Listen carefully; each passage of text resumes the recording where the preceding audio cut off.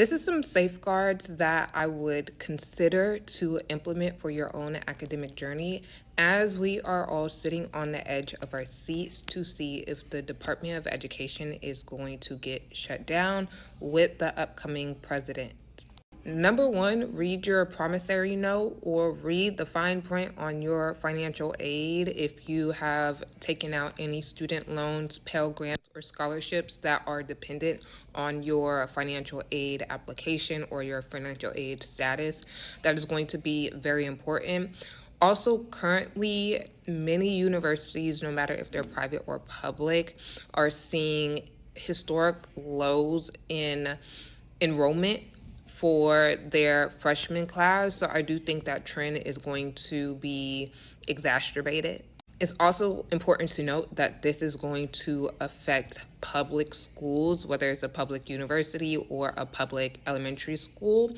And so I do think private schools, think about your Ivy Leagues or your local state private university, their admissions applications are going to increase, and those institutions are going to become even more selective than they are already.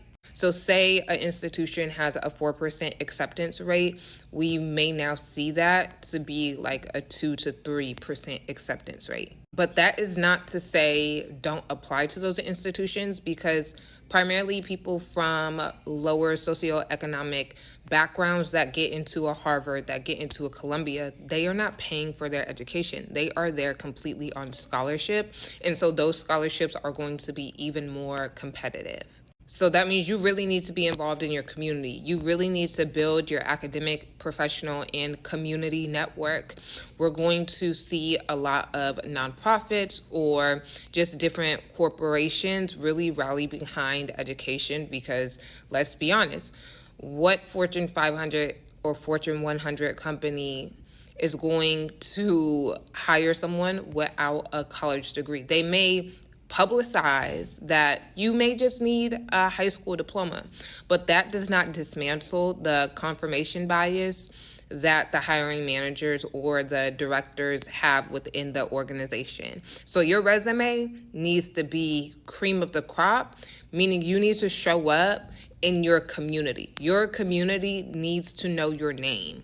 Okay, you need to be a household name in whatever community or industry you are in.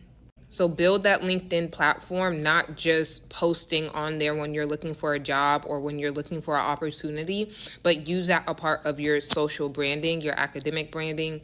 I also think Threads is a phenomenal platform because the algorithm is very niche to the type of content that you post. I believe that Threads is kind of inspired based off of TikTok and if Twitter had a baby.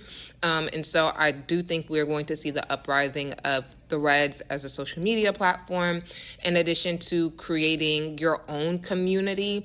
And so think about side hustles, right? We're seeing a huge uprising in Patreon and Substack, having that as a funding tunnel for whatever your goals are. You also need to understand your civil rights, especially as it relates to education. So research your FERPA protections, and you need to know those like the back of your hand. You need to know your educational rights like the back of your hand, especially as it relates to Title IX, Title VI, and Title I, if you are in any type of educational enterprise or institution. Doesn't matter if it's high school or university.